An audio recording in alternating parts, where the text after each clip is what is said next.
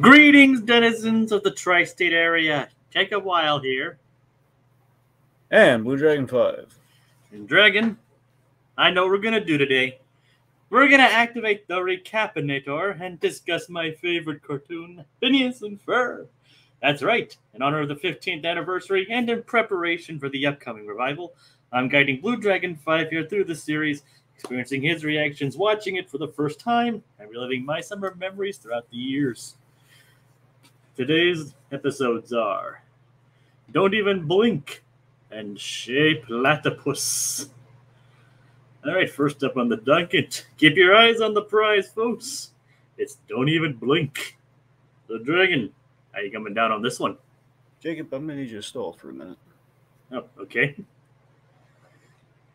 Alright.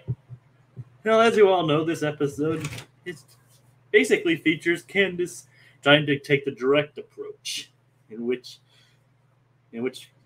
instead of trying to figure out where it goes, trying to figure out where it goes by keeping an eye directly upon it. I personally think this episode is quite a bit of fun, and I do love this. I love the song in this one. It's a very catchy, very memorable song. Yes, me. Howdy, LEB. It's nice to have you. And of course, Cookie. Yes, you're like, Phineas and Ferb's Recap-inator is a day earlier than usual. Yes, it is, and I'm back. All right, well, welcome back, Dragon. And to explain why we're a day earlier than usual, it's because if you check our YouTube page, we have something planned for tomorrow, so we had to push this forward to today. Correct. All right. Yeah. Oh, you about to say something, Dragon? Yes, we have the Disney debate tomorrow, yes. Exactly. So be sure to check in tomorrow at 9 EST for our Disney debate.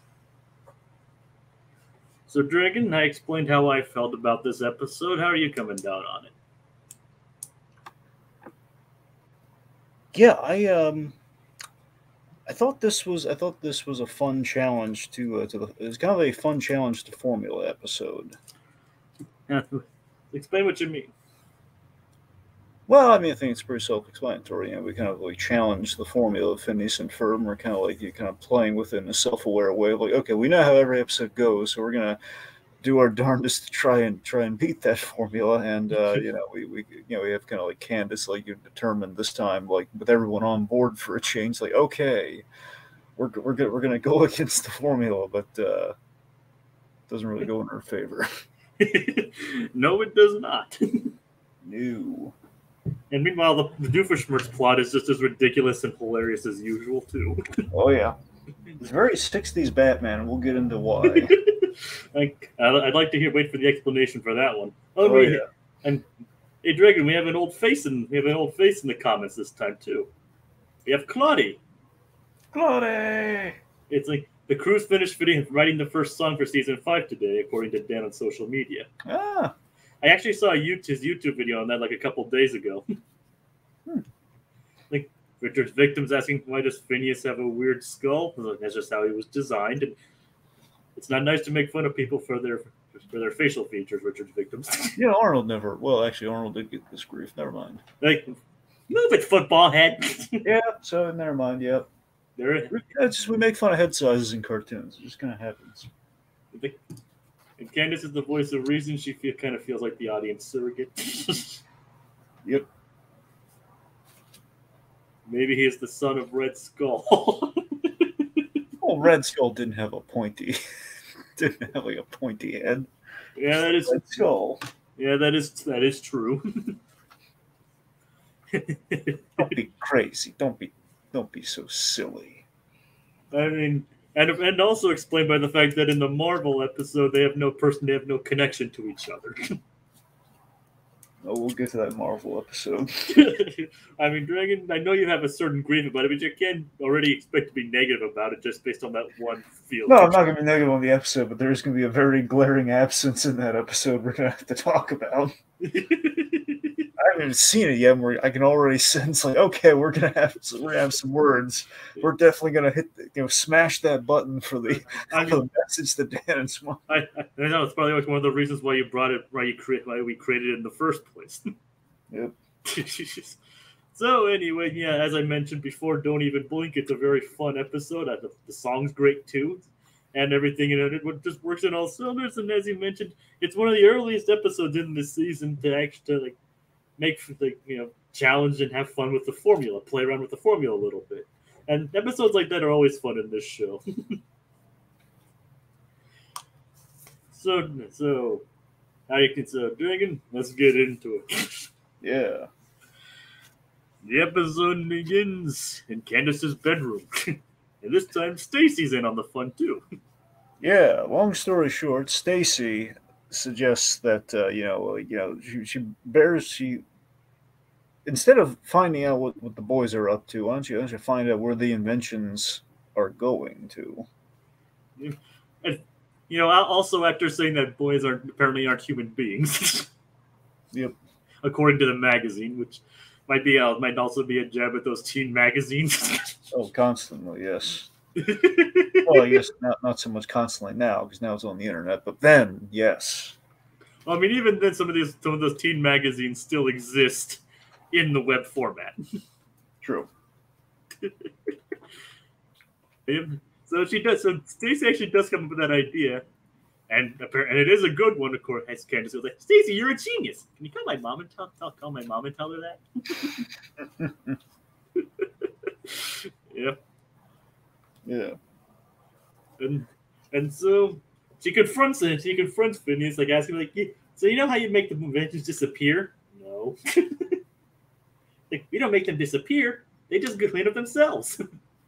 But nobody knows why or how. I mean, we do, but they don't. So I really love this idea. I love the idea we call out, to Phineas and Ferb, like, hey, how do you boys feel about your inventions disappearing, every time? So obviously, we've seen them many a time with their business ventures and everything, as we see in the second episode. It's like, it's very cavalier, like, it's kind of a 24-hour cycle, take it, do what you will with it. We had our fun with it. So that's why they're not brokenhearted about it. But I like that we kind of call it out, like, aren't you guys just the least bit curious about what happens? Like, why everything magically disappears? He does point out that it does help with cleanup and not to lick a gift horse in the mouth. Of course. But of course they said they wouldn't be lying if their curiosity wasn't piqued. Oh yeah. So of course Candace tells them to make something big and something obvious. And boy, do they make a giant. Do you know what this ride's called? Like, it's kind of like it's the Dumbo kind of ride, but it's like one of those more of like it's. I mean, it's more adventurous. It is basically like one of those like carnival ride. Yeah, I think it's a carnival ride. I forget what we call this sort of like ride system. I don't really know either. I mean, the name is escaping me, but it is kind of like an extreme version of those Dumbo rides you see at Disney World. Yeah, as well.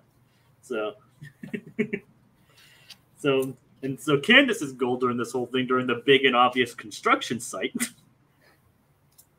is and she ropes poor Stacy into this. Yeah. Basically, keep an eye on the invention without blinking once. Brings like a giant bottle of saline. So another thing to this episode too is this, for great reboot purposes, Candace is going completely mad this episode. And it's like, what? Do we not need the banner yet, or are you working to it? We're building to it. We'll get to it in the third act. All right, we're building up to the gritty reboot this time instead of jumping straight into it. Well, do you want to jump straight into it, or do you want to build? No. I mean, working up to it's fine. There we go. I'm just saying. Usually, sometimes there's like you have something immediately, but well, I have something. I wanted to wait on it. Like I said, that's fine. I'm perfectly fine with waiting. Okay. So of course, Agent P gets ready to go on his mission, and this lair entrance pops up, and it's like this has this like bell ringing, music playing, lights flickering, but of course nobody notices because they're keeping an eye on the invention. Pretty much, it's decked out for Vegas. It looks like something right off the strip or part of a casino or something. Like, spinning big old lights, signs, neon, you name it, it's all there. Yep, and the reason is because Major Monogram's going to Vegas. He's looking very forward to it. I love how giddy Monogram is about going to Vegas. Like, Vegas, baby, hot cha. Oh yeah. Like, so of course he informs that Doofenshmirtz is building an invisibility ray, and now of course to put a stop to it. May luck be on your side, Lady Luck, baby. As you can tell, this season they start giving more personality to Monogram. Yeah, I kind of noticed that. In these 2 episodes, especially. Yep. They really, you notice in this season they like start fleshing out the characters beyond their initial archetypes. I mean, they still fit in their initial archetypes, but they give them more of a personality beyond that. Yeah, we're gonna have that big episode where Carl turns evil. Yeah, that actually is an episode if you've heard of that. No, I have. I was making a random guess. You mean Carl turns evil? Well, not turns evil. It's a Doofenshmirtz thing. If you probably guessed. Okay. It's like, but that's in the 3rd season. So. Okay, well, we'll get there. Yeah. Anyway, so okay, so let's talk about the Doofenshmirtz plot. It's like, so yeah, well, so. We basically, go to Doofenshmirtz Evil Incorporated. If I remember correctly, there wasn't an evil jingle this time either. Well, we have it in one of the. Wait, is it the next episode we have the evil jingle? Oh yeah, you're right. It is the next episode we have the evil jingle. Yeah, but what happens there? What happens here is that like Perry enters the building, and then of course Doofenshmirtz just brings him in. And something just lands around it, but we don't see what's going on. So Doofenshmirtz has an invisible trap. Yep. He has an invisibility ray and like Monogram, like, oh, I'm trying to Monogram told you, I got an invisibility ray now. Didn't he tell you I was working on an invisibility ray? You got an invisible tin cup. For fun. See? Fun with sound. So Dragon, explain the reason as to why Doofenshmirtz built an invisible ray. Well, I'm so glad you asked. Apparently, old Heinze here. Yeah. He has the very relatable, mundane problem of, you're at home, you relax, and there are the Girl Scouts, in this case, the Fireside Girls, and they're seeing you, and you have that awkward exchange, like, I don't want to have to answer the door, but they're staring at me with those, cute kind of beggar eyes. And Doofenshmirtz's light bulb moment here is like, I'll build an invisibility ray to use on them, so I don't have to see their faces. Which is, I think it's brilliant. I think this is really funny. It's like, you think it's going to go one way, it just goes completely the other way. It's like, okay, that's funny. There are other simple solutions to his problem, like pulling down the blinds or just ignoring them. Yeah. But nope, obviously, as you said, make himself invisible, but nope, just make them invisible. That's the obvious solution.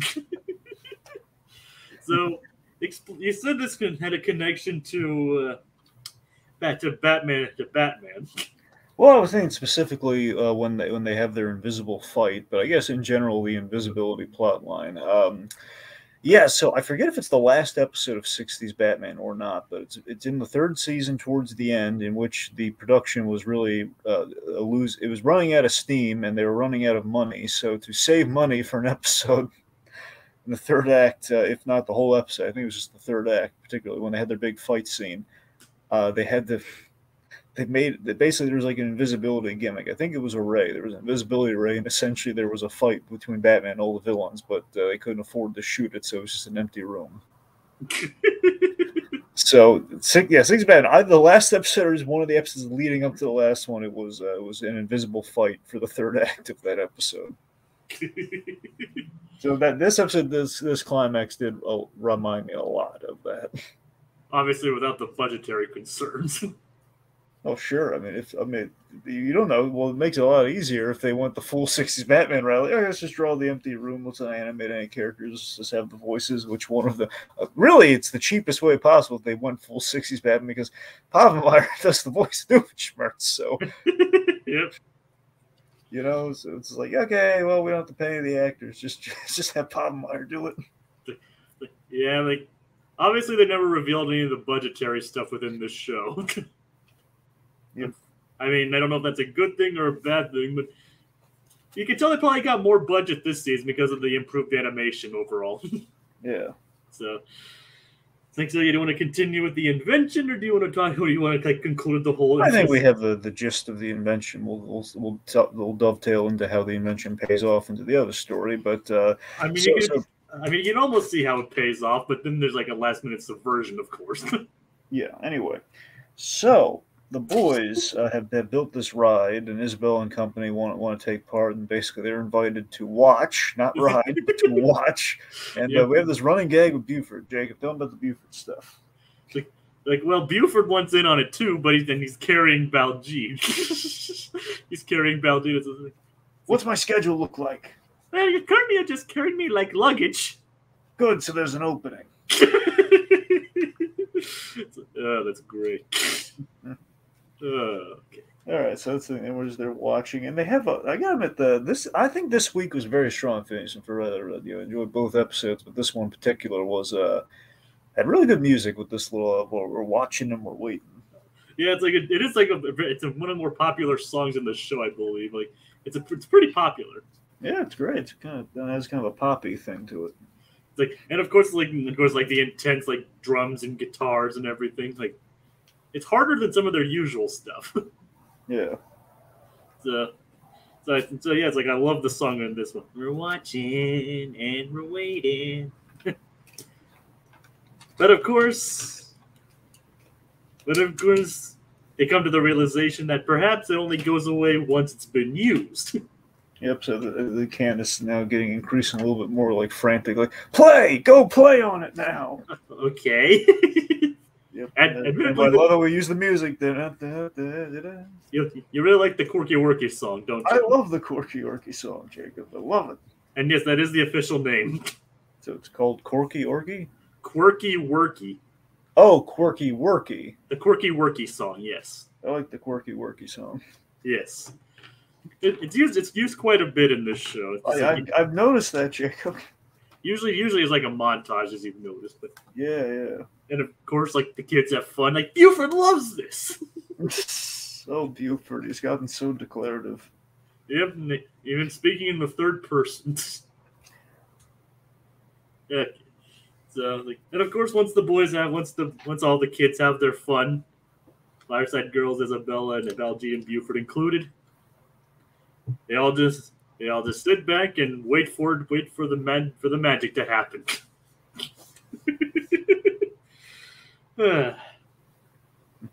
Meanwhile, okay, so something you mentioned is so mom returns. Yes. And of course, once everybody turns their head to check her coming in, the invention disappears. Yeah, this is just flawless. The timing on this is perfect. This is one of the best Linda scenes in Phineas and Ferb. I love this so much. It distills the show's formula down to a beautiful comedic science. Just she's entering in, and Candace is like, no, Mom, can you back up in the driveway a little bit? She's like, okay. And she backs up, and then it's back, and then it's gone back. Back goes to Candace's again. It's like, the screw is coming loose. Nothing. I mean, we all know that it's actually there what's going on, but it's no wonder everyone thinks that she's nuts. You feel bad for her, but you also understand why. But why did the invention disappear? So initially, they're all like doing almost kind of miming things, and they're all like, "Oh, Candace, it's still here." And as Candace goes to throw paint on it to expose it, it disintegrates because apparently, you gotta admit, this is kind of a cop out here. Where this is like, okay, come on. It's like somehow Doofenshmirtz turned the invisible. What's the official inator name on this? And I think the Invisinator. Just Invisinator, really? I think that's what it's called. That sounds right. It turns the Invisinator to a disintegrator.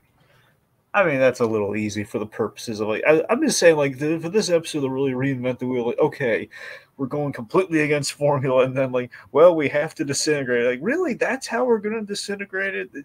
It's just going to literally. Invisinator to Disintegrator. It's a bit easy, but it's the last minute of the episode. That's Richard Victor. It's a cop-out, but I think that's part of the joke. Oh, it is part of the joke. I'm just saying, it's like you're really rooting for Candace in this moment. It feels like, oh man, it's like I part of me. I mean, a part of me kind of wanted. It's so funny when you realize, like, if only Candace had not ran for the paint, and instead if only like she could go for like the whole caught red-handed thing. In this case, like, hey, Mom, come here and feel this empty space we're all gathered around. Like, it would have worked in her favor. Yeah, I understand, but then again, in this kind of situation, people aren't one to think rationally and all that. So speaking of which, that brings us to Gritty Reboot Time. Gritty Reboot Time. So in the episode, as we have it, Candace, she throws the paint and she just goes mad when it just falls on the lawn and the invention is gone after so much like back and forth. It's there, it's not there, it's there, it's not there.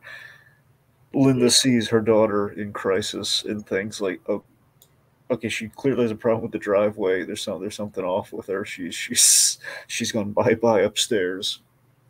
And then she's like throwing paint on the lawn. And we're seeing this is like the full mental breakdown of Candace. And then the boys are like, man, she's been off since this morning, Mom. I don't know what the deal is. I mean, maybe we should call someone. Richard Victor does a callback to this whole thing. It got up and it walked away. Got up, and then that's her mantra as she's being hauled away by the men in the white coats. It got up and it walked away. It must have. And you've heard of this song, like, they're coming to take me away. Haha. It got up and walked away. Ha! It got up and walked away. Ha! It's like, Richard Code Geass is actually adding this angle to our Gritty Reboot. Okay, the Doofenshmirtz invention would make the Fireside Girls disappear from existence. Yes. I mean, theoretically, if he had the disintegrator, it could theoretically do that. Well, okay, here you go. Okay, here's your Gritty Reboot take on that, okay? Yeah. Doofenshmirtz thinks he's invented the Invisinator, and he horrifically discovers it is a disintegrator. So it's like, oh, Fireside Girls no more. And it's like, oh no, they're gone. And he sees all these missing flyers. Like, no, they're just invisible. They're fine. Then he finds like little singe marks around. Like, oh no, oh god, this is so evil. But even by my barometer, oh god, I'm going to prison. Oh god.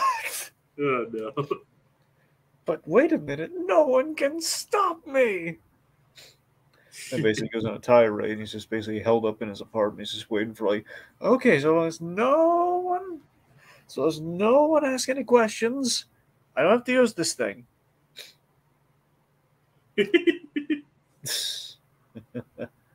And basically, then the invisible cage is like a bluff. I was like, you're trapped there, but it's an Invisinator. Basically, like saying, I'm sure. Imagine this, like Perry Platypus shows up. Oh, Major Monogram told you I had an Invisinator? Yes, I do have an Invisinator. Yes. Just look at that invisible trap around you. Yeah. So you don't come any closer, or I'll have to use it. Please don't make me use it. And then, of course, Perry, why do you have to make me use it? Oh, God, I have to clone you again. Ah. Speaking of which, one of the great invisible gags, by the way. I love that one. It's like the invisible tiger. I love the invisible tiger jokes so much. It's be ready, Platypus, the invisible tiger.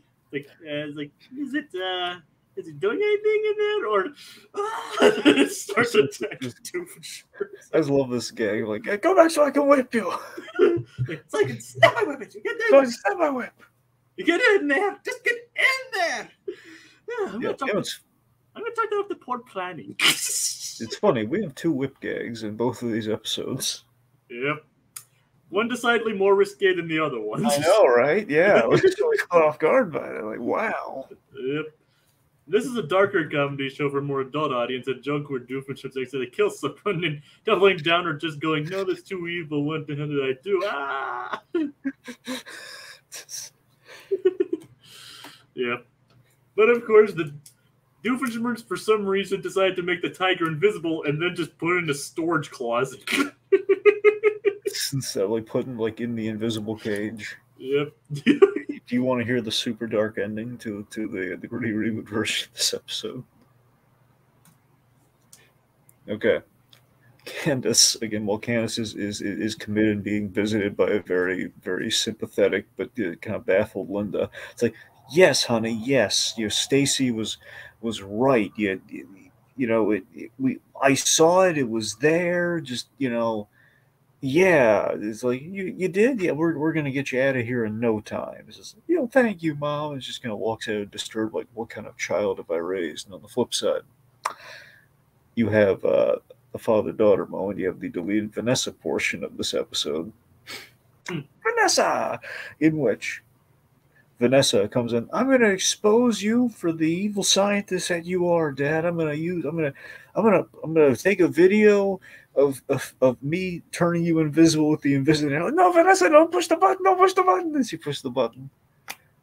And as he ceases to speak, like, okay, Dad, see, you're invisible now. See, there's the proof. Like, come on, Dad, what do you say? Oh, no. Like, Dad? And Perry Platypus is looking horrified and ashen. Like, well, to be fair, I mean, I know one version of this is like, this is why it's a deleted scene from the episode, because, one version, Perry did not get disintegrated. This version, perhaps he's in the room just like trying to break it to her silently in his way as she's like, Dad, he was an inventions, right? And he's just kind of nodding yes in like a lying manner. It's like yep, and then just, oh god, it's like, just, and then she'll eventually find out, like, wait a minute, this isn't an inventions, is it? And then Perry's like looking really mournful, like, no. She's on her knees, like falling to her knees, like, I just killed my own father. Oh God! And then she's Perry's just grappling out of there very awkwardly, like, yeah, didn't go the way. This did not go the way it was supposed to. I blame Monogram going to Vegas. Can't blame this one on Carl. Nope. All right. Faulty intel, Carl. Good you. All right, anyways, we have comments we should probably bring up, by the way. All right, which one do you want to talk about? Let's start with the 60s Batman one. Yeah, where is it? It's a little... is it 120 episodes in, or this one? Well, I'll start with all the 60s Batman stuff he brought up. All right. It was the episode before the last episode of 60s Batman. They had the 4 villains as well as King Tut and Egghead, but they were all played by stand-ins. Yeah, that's the thing. They had stand-ins. They couldn't get the actors, so then they had like the third act where they're fighting, and then it goes on to say, yeah, at 120 episodes. Yeah, I do remember this. They had the ending. That's why I was unsure. I was unsure if they turned invisible at the spa or not. That's what I couldn't remember. I remember there was like this spa thing where basically it's Batman and Robin wearing like almost like spa Roman towels around them. It's really, but in full costume. Of course. It's like when they're in the lab, it's like, they're still wearing gloves on top of their gloves and everything. It's funny. Oh, I don't want to get it on their crime-fighting gloves. Of course. All right, what else jumps out there? I got up and walked away. An autobiography by Candace. Yeah, I'll wait for the audiobook. You're making a really funny episode of a much darker show. Yep, that's what our gritty reboot does. Just when it's gritty reboot time. Yes. All right, so obviously this episode was a lot of fun, a lot of highlights in this episode. You want to move on to the next one, or have any last words to say about this one? No, I think we're good to move on. All right, next episode is Chez Platypus. Yes, so Chez Platypus. I love this episode. Oh yeah, it's like we're big fans of food animation on this channel, aren't we? We are. Even without the food being animated, this is the restaurant aesthetic and everything. I appreciate a clever restaurant too. So a clever restaurant episode, much like this, I'm very sold on. I'm very down for. Of course, it'd be given like kind of like a subtle jab at like fancy high end places. Like that have like this expensive food, but their portions are only like very, very small. I mean, have you ever been to places like that, Dragon? I myself have not, but I've heard and I've seen these types of places. I've seen parodies of these types of places too, which are really funny. I mean, recent things like the menu and the bear. I believe the bear touched upon this kind of culture. Yeah, you know it's funny too. I also saw like I've seen the comedic parodies of this, but I've also saw like a dramatic parody of this with the Good Omens. You know, Good Omens. They had like the four horsemen of the apocalypse, and one of them is famine. And famine basically has like he basically goes to the diners and restaurants and stuff, and he sells them like I forget what the clever name is, but it's like almost like new food or like no. Oh, I remember what it is. It's called chow. Like there's like a disclaimer. You push a button, it like lists off like the super fast talking like it's like chow is not to be mistaken for food. If they're referring to it as food is very incorrect because the idea is like it's like food that is completely. God, there's a lot. Trust me, if you watch Good Omens, you're gonna see him like he made it this thing called chow, which is like food with no calories whatsoever. But before that, you saw like the stuff that's exactly like the culture, where it's like we're gonna like give you a waft of a scent for food, like one of those trendy like Hollywood places. Is that in season 1 or 2? Season 1. Yeah, I haven't seen either one yet. I mean, I love Good Omens is great, but it's interesting. You think season 1 adapts the book, and however, the only issue with season 1 is that while good, well, per the title, the it's kind of there's an A plot and there's a B plot. And in all honesty, well, I guess technically there's 3 plots. You have A plot, B plot, and C plot, and essentially the show at its core is Aziraphale and Crowley. And two of them are David Tennant and Michael Sheen. They're wonderful together. They're the reason to watch the show and the heart of the show. And season 2 refocused to them entirely. Where in the first season it's like, okay, you have their plot line, which is it's the dazzling one. Then you have the Antichrist, who's essentially the thing they have to contend with. So you need him. But then you have the weird Witchfinder plot. So it's like we're kind of juggling a few plot lines. So they trimmed things down in 2, but the story of 1. Overall, it's really good. Like it's the end of the world. It's a big story, So the Four Horsemen and everything. So it's kind of big and it's kind of important. And then it's like season 2 is like more It's very entertaining to watch, but it just doesn't have quite the bite of like we're stopping the end of the world. Yeah. All right. Anyway, I should give that a watch. It sounds pretty good. I've checked out the book before. I haven't fully read it yet. Yeah. I mean, it has Terry Pratchett and Neil Gaiman on it, so. Mm-hmm. So should be. At least sounds interesting. Yeah, no, it's great. And we have Ellie B again saying like, I find Chez Platypus to be very atmospheric. I wanted to go there when I first saw the episode. I know, right? How wonderful is Chez Platypus in its design and how it works. And look, there's even a fountain in there with a platypus. Look at that. Oh yeah. It just seems like it has a very nice aesthetic to it. I mean, remember food, water, atmosphere. Food. Wait, was that a Pottmeyer gang? I don't think so. That was that was from SpongeBob. But no, I know. That's what I'm saying. What if he was on the episode, Jacob? I don't think that was. But that was just like that was the Pretty Patties, right? Yeah, I know that was Pretty Patties. Yeah, that's the thing. I just wonder if he worked on that one or not. As far as like the Patty hype, like I said, as far as no, he did not work on that one. What's next? French fries with bow ties, sequence milkshakes. Oh, poor Sponge. It all worked out. He essentially there's a legal dispute for. I know we have like that Krabs versus Plankton episode, but like SpongeBob was technically the owner of the Krusty Krab for a bit. Yep. Never talk about it. Nope. He probably gave it back to Mr. Krabs as Mr. Krabs. Oh, of course he did. He's a stand-up sponge. Yeah. Anyway, he's just a simple sponge. It's a simple sponge. It's from the musical. Oh. Anyway. That song that's actually the name of a song from the SpongeBob musical. The point being, we're making fun of trendy restaurants, and these. They had to see Phineas and Ferb in some different clothes for a change. Yeah, because they went out to eat. They're in kind of like some fancy duds. Yep, we actually see them in 2 different outfits this time. Oh, true, but I mean, yeah, they always end up in like kind of like an inappropriate effort for whatever the gimmick is. So I mean, there's usually the standard efforts and then that. So Yeah, plus they're in the restaurant, so you know. Yeah, but like, Dad, can you lend me the glasses so I can see my entree? You know, because it's so small. Yes. Like, yes, I think we got that. You know what else? It was kind of an English thing too, where in England the portions are small. Yeah, I guess I mean I know they're making fun of the restaurant culture. I'm just saying that also it's kind of I'm saying it's not a factor in given the kind of the cultural difference within the two families. Is that actually true? Like the English, I mean, it does kind of make sense, but like it's like almost every restaurant like portions smaller over in England. Yeah, I mean, I don't know if that's changed over the years, but essentially, yeah, that's it. England is kind of notorious for not having like American sized portions. Like everything's like a little smaller in England. Well, that makes it.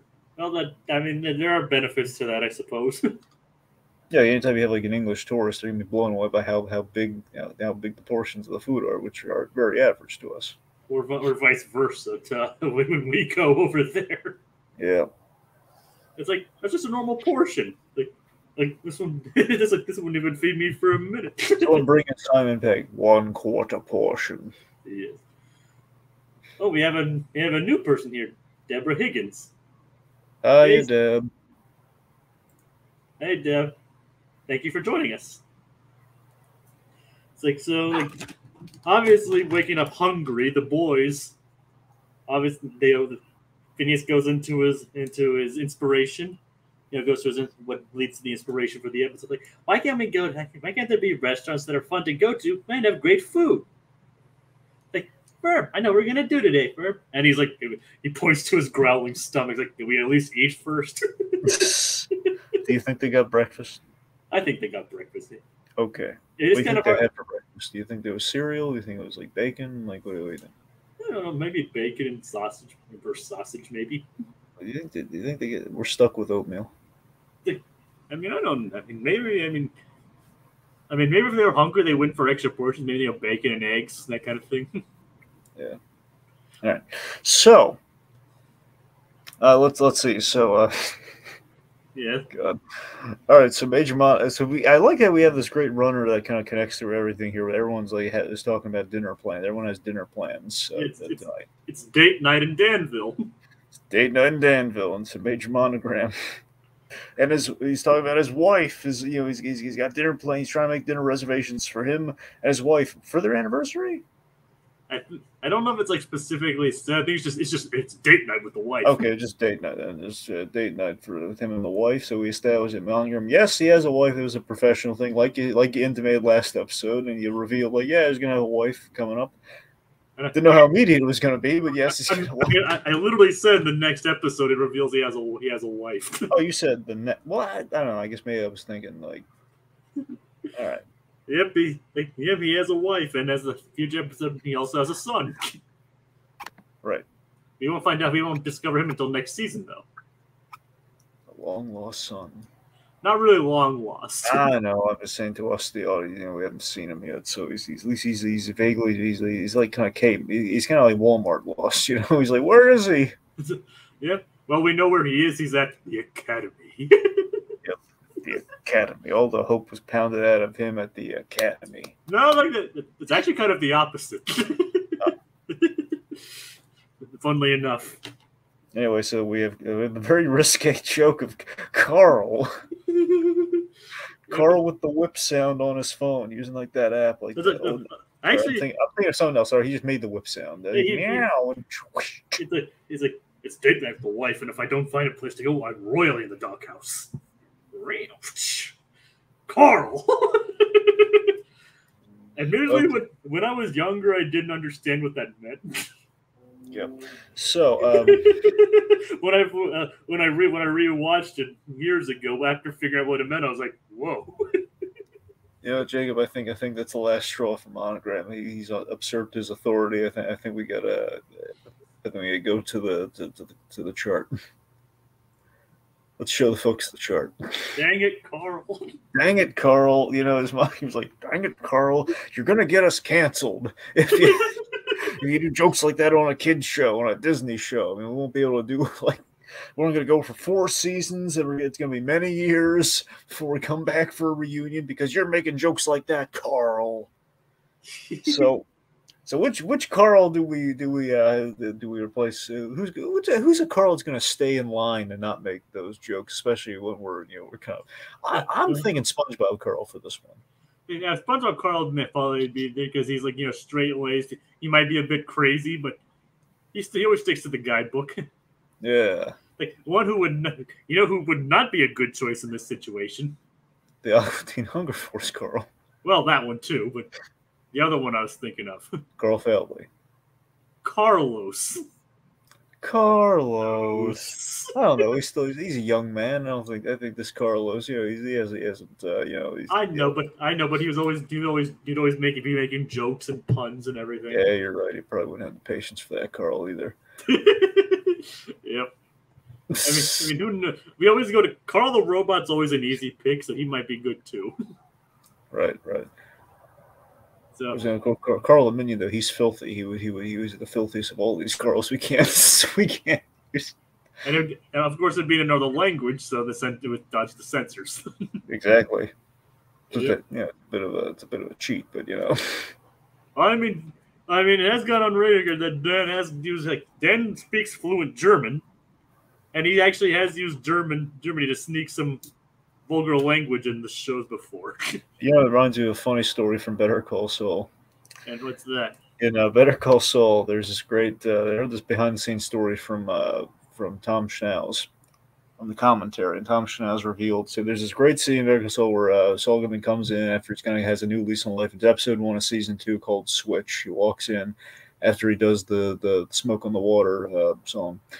He walks into the nail salon. He goes for the cucumber water. He says, "Cucumber water for customers only," and he basically drinks the water without the cup. It's real funny. But the point being, she says something to him in I believe in Vietnamese, and so she used actual Vietnamese. In the first take they did, she said something, and Tom Shanks walked. So what did you say? She's like, "I called him a mother, a mother effer." Oh no! It's just like no, this is gonna be translating everything, and we can't use. You can't call him that. So she basically changed what's in the final episode, at least as far as Schnauz and everyone knows, is Dirty Monkey. Dirty Monkey. Nice. Anyway, that is actually a pretty fun background story. Oh yeah, absolutely. God, man, the background stuff on Better Call Saul is wonderful. Yep.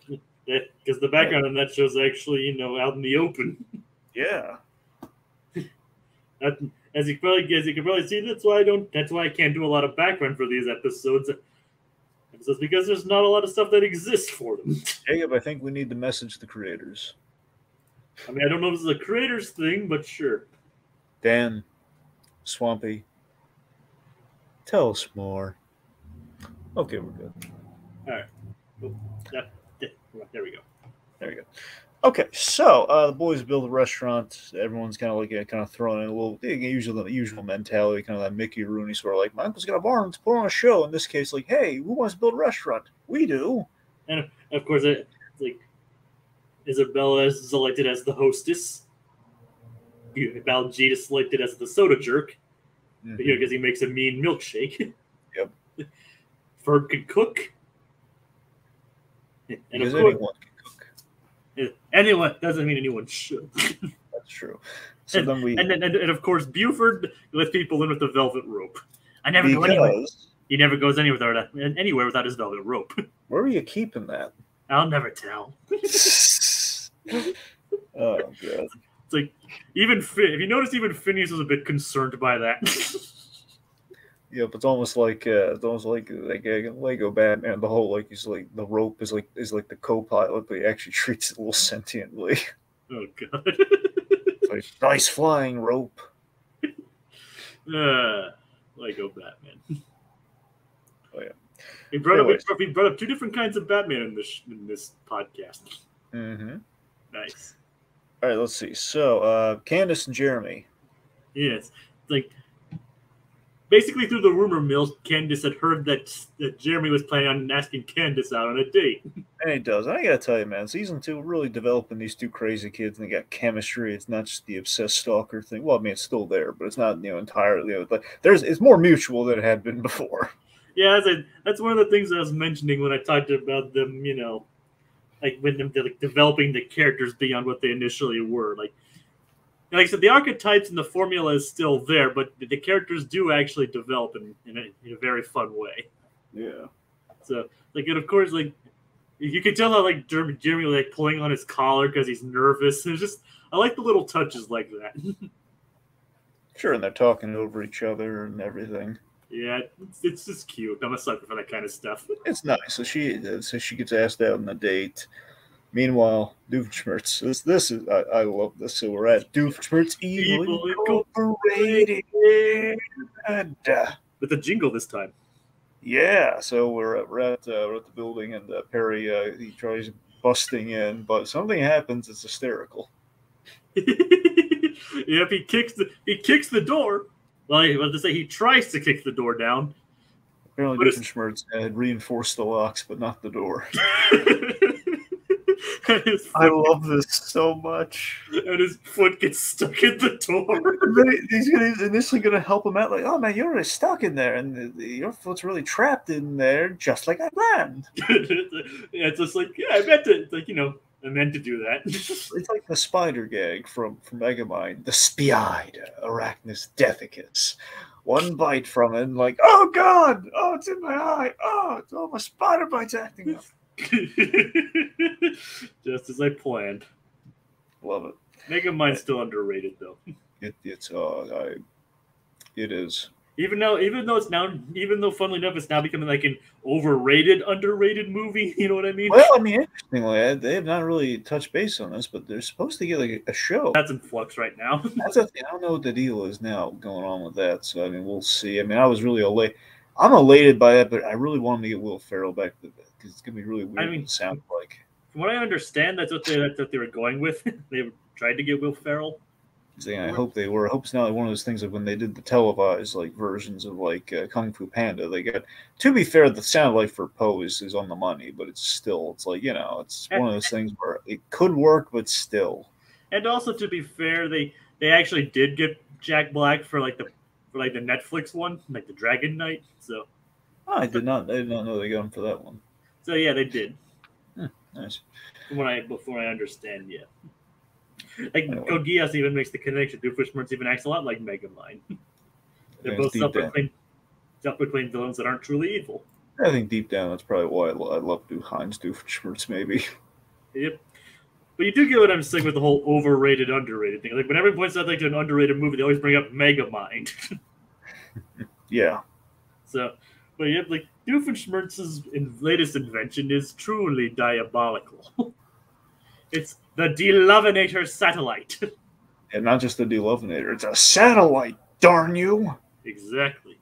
Like one push of the button, and it'll remove all of the love from the tri-state area.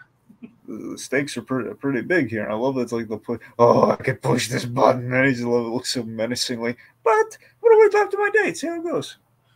It's like I like to be optimistic. I like to be optimistic. But if it doesn't go well, I'm gonna ruin it for everyone else.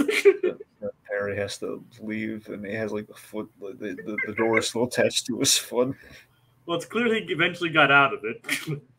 But he went down the elevator with a door on his foot.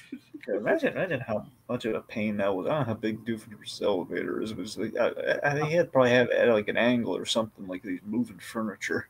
I mean, it seemed like a pretty spacious elevator. That's a good point. Why does Doofenshmirtz get such a spacious elevator? Like, so listen, did he build this building, or is he did he just retrofit it? Like, how does it work? I mean, rent to the people in the building. I mean, it's like I said, the whole situation where he's the sole tenant, or there's various people, or there's other people living there, that kind of thing is always nebulous and inconsistent. But an upcoming episode does reveal that he did actually buy the building for actually pretty cheap. Is his alimony payment that good? Then the building was cheap. Okay, well, it's a nice building. I mean, comparatively, even how destroyed it gets. I mean, it is a nice building. But the future reason, He does reveal why he got it so cheap. Okay. but that's for a future episode. Yep. All right. So we go to Chez Platypus. Yep. And of course, like Jeremy comes to pick up Candace for their date. And of course, and of course, even we got Candace and Jeremy in their different outfits.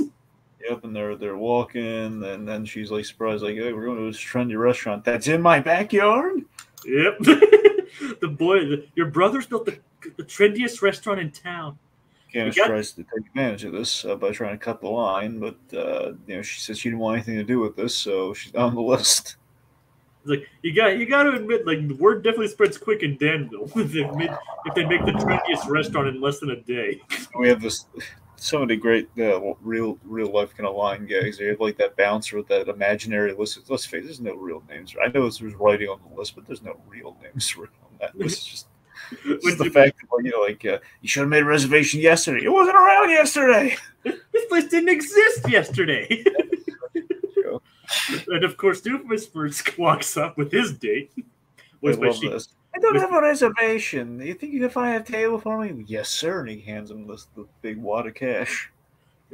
Like, did he just bribe you? No, he just caught my attention with him in a monetary fashion. That's my favorite joke in these two episodes. I love that.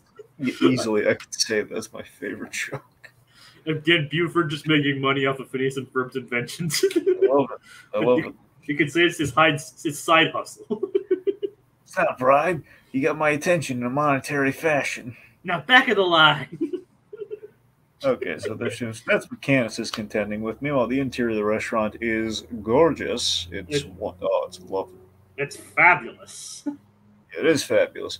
It's got like the fountain. You got a little place for Perry. I love how Perry's like caught in this position where he can't stop Doofenshmirtz because he's like the main centerpiece of the thing. Yep, and then he's like, Phineas puts him up in the fountain. It's something out of like the Bellagio in Vegas or whatever. And it looks like, thinking of Vegas, this is probably a restaurant that would work well in Vegas. Oh, for sure, yeah. I mean, it reminds me of. I know it's not like a strictly Italian place, and kind of to some degree, I'm thinking. I've been to there are a couple places in Atlantic City that were really nice upscale restaurants built into the hotels. So I don't know, maybe we'll get some vibes of that. But you're right, though. This feels like a place you could go to in Vegas. It kind of does seem like it would be a restaurant that would be like built into a hotel. Yeah. So my favorite detail in this place. Yeah. I love the chairs are platypus tails. Oh yeah, it's like they really went all out with like the design work in this episode. Plus, the fountain's like a semi-aquatic vibe, so that's kind of what they're going for. Yep. Right. Also, I love that even unintentionally they're homaging the secret agent nature of Platypus with all the tubes. That is true. So I love the design of I'm a sucker for good like the Jetsons and everything. So I love good transportation tube stuff. And like Ferb just throwing the food down the tube and it goes to the table. It's very Dr. Seussian. It's great. Yeah, and it definitely saves on waiting time. It does, yeah. And as I said before, we here So You Want to Be Imagineer are all pretty much all suckers for food animation. Like independently, we didn't form this. Obviously, this channel wasn't formed out of love for food animation. Could have been. It could have been, yes, but I don't think that was the reason. Oh no, it wasn't. But I mean, if we go back in time, though, I might be whispering some ears like, "Hey, let's film a good food animation. What do you say? Let's put it in there. Put a clause in that contract." Yeah, yeah. But basically, yeah, we all independently of each other. We all love food animation. And I'm not saying like this episode is like goofy movie pizza level, but this episode or not even Ratatouille either. But yeah, I admit some of that food does look pretty dang good. Oh yeah. That building-shaped kid can cook. Yes. No wonder why they picked Ferb as the head chef. Well, yeah, his head's the shape of Doofenshmirtz his HQ. Of course he's gonna be the head chef. Yes, he is a head chef indeed. Right. So let's see. Funnily enough, this isn't the last time Ferb is able to cook.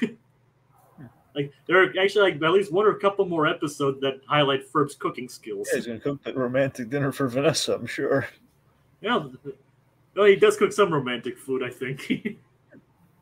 Anyway. All right, so I love the date tension. That's the best part of this episode. So they have the great date tension with not so much Jeremy and Candace, but Doofenshmirtz and his date. Do we have a name on his date? No, she doesn't have a name. Do you know what her voice? Do you know who her voice actress is? Sheena Easton.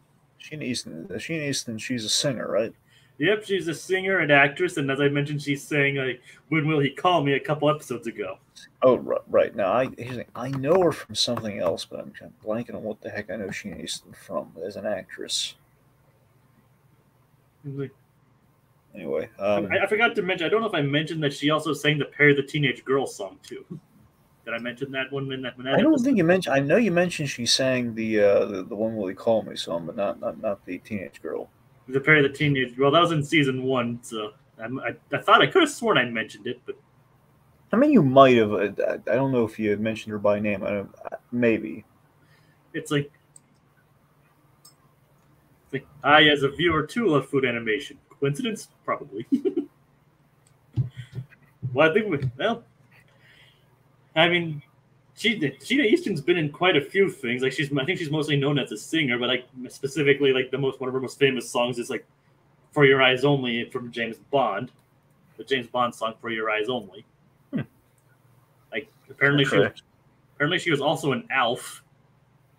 Yeah, she had a bit. Okay, it looks like I'm looking at it too. It looks like she had a bit part in Alf, and also I think probably know her more so for All Dogs Go to Heaven. All Dogs Go to Heaven, the series and the sequel. Oh, nice. She played the love interest for Charlie, and sounds like she might have did a little stint in Gargoyles for a few roles. Yeah, that's nice. That is nice. And maybe that's kind of a cumulative effect on her. Maybe that's just what I know her from. I didn't even know she was in Gargoyles. Oh yeah. But yeah, Doofenshmirtz's date, and we never got a name from her. That's a shame because I thought she was really good too. She is, even though we never see her again. I'm just looking at it right now. It says Doofenshmirtz's girlfriend. Just one episode did not, nothing, no development. Nope, this is the only episode where she appears. Well, yeah, we know why she hasn't come back. Yeah, I know, but still, doesn't make it any less sad. Okay, anyways, we have Doofenshmirtz's date here, and she's wonderful because she's like I usually date tall guys. I'm 6'2". I just slouch. Do you think he's lying about that? I think he actually is 6'2" and slouches. I mean, he does slouch. Have you seen the way his neck comes forward? I think he actually. I don't think he was lying about that. I think he actually is 6'2". I mean, the way he said, I think he's just more like panicking, trying to save the date and everything. No, the last guy I dated was 6'9". Who was dating a 6'9" guy? Come on. Well, have you seen the profiles on Tinder? How many 6'9" people? Like She-Hulk 6'3". I mean, I don't know, Dragon. I don't use dating apps myself. I was just making a joke. Anyway. like I'm single, Dragon. I don't know. Well, no, I'm just. It's not so much the dating part, Jay. It's like, how many 6'9" people do you know or have seen in real life? I'm like 5'9". I'm like 5'8". Yeah, 5'8", not 6'9". But I have seen people that are like a foot taller than me. I work in retail currently. I've seen a lot of people come in that are like a foot taller than me. So you want to hear the most boring, mundane factoid? What is it? So, I think my identification is wrong about my height. What do you mean? I don't know. I feel more 5'8" than I do 5'9". I mean, I'm in that same area too. Like 5'8". I don't know why. I just feel it just feels a little off. But I mean, I don't know. It's like I don't feel 5'9". Yeah, sometimes you do feel shorter than you actually are. That's the thing. So I don't know if I actually am 5'9" or not. It was only like that one time you get the ID made and everything, you know. Yeah, I don't know either. I'd have to get remeasured officially. They're asking you, like, how tall are you? I forget if they actually did the measurement or not. If they're like, how tall are you? I don't know. Like I always presumed as a kid, I think it was like, at a certain point I probably was 5'7". I stuck with that. So I'm always in the headspace of 5'7", when in reality it's like not 5'7". Yeah, I mean, I'm with you on that one. Like, I don't know my official height. Like, I go with like 5'8" or 5'9", and a little over like 5.5 is pretty much average anyway. Anyway, getting back to more exciting topics here. So the point being, Doofenshmirtz has like his fingers on the button, almost as if he were the president about to drop the bomb. Practically, you know, he's just like, Yep. oh, it's like every time it seems like things are going south, and Perry's looking nervous, and Doofenshmirtz is like, oh, you don't like, you know, you like taller guys. Yes, but I'm a sucker for a lab coat. Like, oh, really? And, you know, all sort of things. It's a good thing he decided to wear one on his date. And let's see, like, yeah, something about what else are her like specific requirements? I think it's like she usually likes blonde guys. Like, yeah, but I like how your hair looks, though. It gives me goosebumps. Yep, and then we have the big one, the whole thing. How do you feel about evil? Evil, that's a strange question. Like, I love evil, and she shows the tattoo. Oh, you have an evil tattoo, too? Yep, it turns out he has one, too. Oh, I love that. I love the fact that he finds a girl who's very into evil. Yep, she's into evil, yes.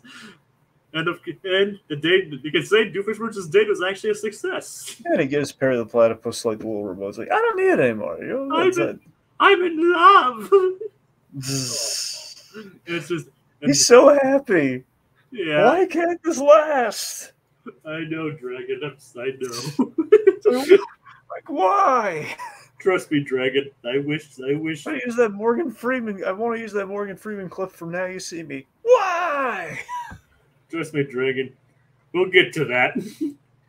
All right, trust me, I agree, Dragon. I agree. All right, so with even the baby, point on the outside, everyone's getting in. Jeremy's just happy, waiting, hanging out with Candace. But the baby head getting in's like the last straw for her. Yeah.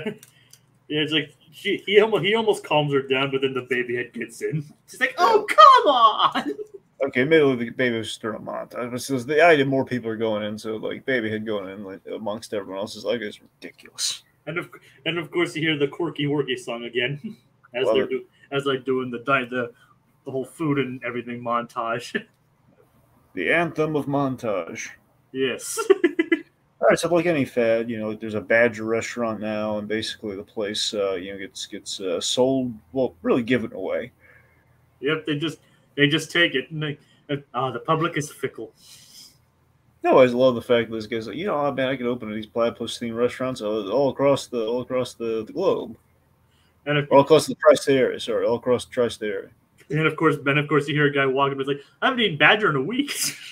I just wonder, like, how often do people eat badgers? I don't know. We haven't seen McBadger in a while, though. Oh, God. Somebody look for McBadger. Okay, you ready for the great reboot? Pretty reboot. You're probably gonna need two of these, but here's the first one. We have this more Perry. He's like, you know, kind of wandering after he has the remote. He walks through the doors and he sees the main course being prepared. It's Ferb. Basically, as we reveal all the meat, like, oh man, the food's so good here. What's the secret? And the secret is it's platypus meat. It's like a Twilight Zone twist. It's this horror, like the Soylent Green's people moment. But for Perry, he's just horrified. My owner is cooking me. He's cooking my brethren. It's a cookbook. Yeah. Okay, get back to things here. So, yeah, the point being, the restaurant gets sold. I love the exterior design of the building. By the way, it's in the shape of a platypus. Yep, it is. The aesthetic of this whole restaurant. I would love to like actually. I kind of wish they had like. I know it'd like be impossible to like do like the old tube thing, but at least the exterior and the food I would like to see at a Disney park. Oh yeah. I mean, it could be like a fancy establishment too, like they do here. I mean, they did with Ratatouille to some degree, so. Oh, no. Like Remy's restaurant or whatever. Yeah. I forget what the actual. I mean, I know the restaurant in the movie is called La Ratatouille, but I don't know what the name of the restaurant is in Disney World or Disney. Well, I forget if they made it Gusteau's or if they made it literally like the La Ratatouille. I have no idea, but either way, that basically takes away everything except the chairs and tables. Yep. So he leaves like this nice little. Of course, Candace was calling mom from her dinner date, so they basically tell Buford to let him in. And again, this is a really nice resolution. They have like a nice outdoor, intimate dining experience, and like Linda actually sees it, but she sees like a nice gesture, like, oh, isn't that cute? Yeah, That's nice. she's like, you want us to put a stop to this? No. like as I mentioned before, if there's one thing that usually trumps her desire to bust the boys, it's Jeremy. Okay, but let's forget this love story, Jacob. Let's look at the real love story. But first, before we do that, it's like, yeah, I mean, it is a nice resolution. It's I know, I love it. Yeah, it's just adorable. She's like, now, where were we? Yeah. And of course, the boys just doing something nice for Candace again. It's always nice. Yeah. Then we have the real love story. It's like the evil love song. Yeah, again, really strong music this week. These two songs are really good. I mean, it helps that. I mean, not to say that all the singers in the show aren't professional singers, because a lot of them actually do have musical backgrounds. But to have like someone like Sheena Easton definitely helps too. Yeah. It's like, I really like the idea of some guest at Disney World's One Big Party Meal being the random Phineas and Ferb reference. That'd be a perfect world. Yeah, I mean, like I said, make Chez Platypus, dang it. Put it in like Hollywood Studios. You don't need the Hollywood Brown Derby. Make it Chez Platypus. Yep. I better make it a fedora instead of a derby. Yep, like the brown fedora. Evil Love is pretty underrated. Kind of better than most real love songs I've heard. I mean, it's a pretty dang good love song. You gotta admit, Dragon. Oh, I absolutely, man. This is a fun montage too. I like the one of the fantasies, like dangling Perry the Platypus over like a crocodile pit. Yep, like evil robot armies marching, like firing a laser, blowing up the moon, the shape of a heart. It's delightful. Yep, it's delightful. But Dragon, when Perry dispatched with the remote, he just hit it with a hammer, and basically he took Doofenshmirtz's love away. The satellite. It's kind of the thing, like, who do you blame? Because I mean, Doofenshmirtz built the satellite, but he didn't hit the button though. He just gave it to him, thinking he would responsibly like take the batteries out or dispose of it or something. Yep, he just smashes it with. He smashed it with a hammer. Yep. Smashed it with a hammer and brought the satellite down right where Doofenshmirtz was, and karmic fate, it zapped her, and he was about to say, I love you. She was like, I feel nothing, and just walked away like, oh, I have an ouchie. So this is the saddest thing ever. In the show, it is definitely very sad. So let's go to the other gritty reboot. Oh, no. Okay. This is more like a sad reboot, though.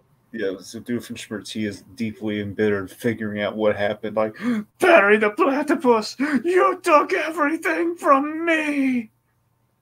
I know I built it, but all you had to do was take the batteries out of the remote. Why hit it with a hammer? And he's just going after him like, you took the only chance I had at love away. And basically, it's like vowing revenge. I'll take everything you love away from you. And he's just targeting the family, and he's looking at him. And he's basically, oh god, if he builds like for the ultimate revenge, I built the Doofenshmirtz, and I used it on your family. They don't love you anymore. And they're kicking the platypus around. It's like, get out of here! Like none of them like this little thing. Like, why do we even have a platypus? He's doing the sad Hulk walk away, and it's like that's the big cliffhanger for the first season of the Gritty Reboot. Like, where will Perry go? Is that how it goes? Well, no. I was just doing like a little Freakazoid homage with the whole. I was just trying to figure like how the Incredible Hulk thing. I think you were about right. It's like dun, dun, dun, dun, dun, dun, dun, dun. It's the Lonely Man theme. Dun, dun, dun, dun, dun. Yeah. Anyway, you just see him walking away, like trying to hitchhike. Yep. So in the end credits is just a reprise of the ending of the song.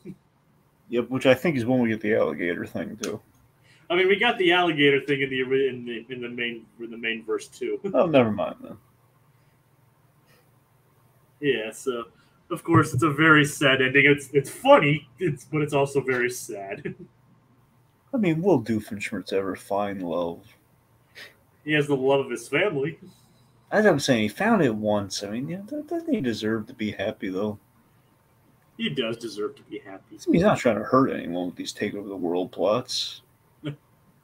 No, he's just cartoonish violence and all that towards the platypus. Yeah. He's not trying to kill his brother. He's not necessarily trying to kill the platypus. No, he's trapping him like crazy. But it's like when you trap an animal. It's like they're not supposed to be here. Don't be here. Doofenshmirtz making Perry's family hate him got a really good laugh out of me for some reason. It's like, yeah, take this hat we found randomly by your bed too. He's like chuck, like literally throw the hat in the platypus's face, and he's make the little sound as he goes up, shedding a single tear.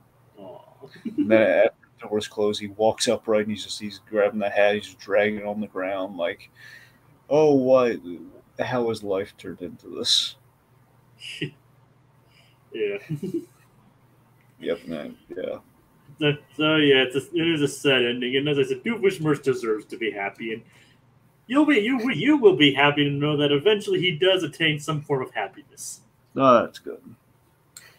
Maybe not in the way you expect, or maybe it is in the way you expect. Well, I hope it's not just bratwurst that brings him joy. I hope there's something, It's not the bratwurst. Okay. It's something else, something actually pretty big. Bigger than bratwurst? Yes, bigger than bratwurst. All right, good. It's not polka, is it?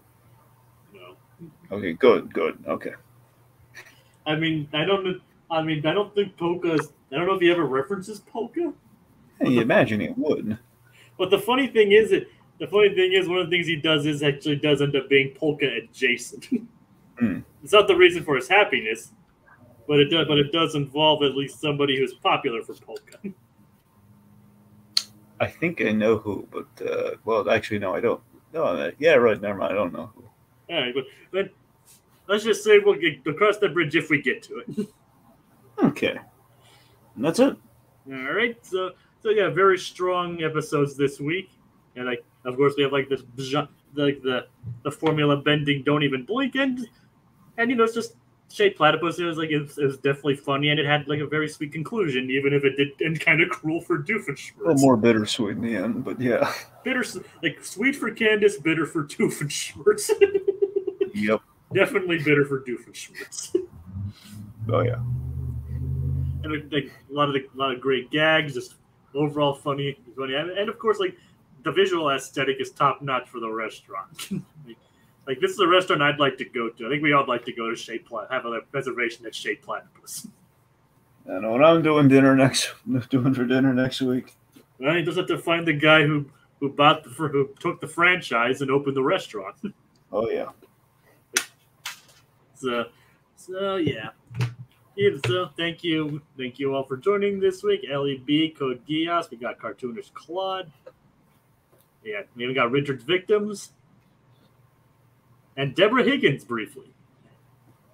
But I don't know if she's been here before, but if this is your first time visiting, thank you.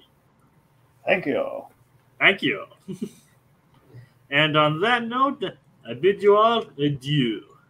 So join us next week, where the boys find a mysterious egg and then get their game on. Meanwhile, we actually see more to Doofenshmirtz's past dating life, and he also has a bone to pick with whales. Good night, everybody. Table for two?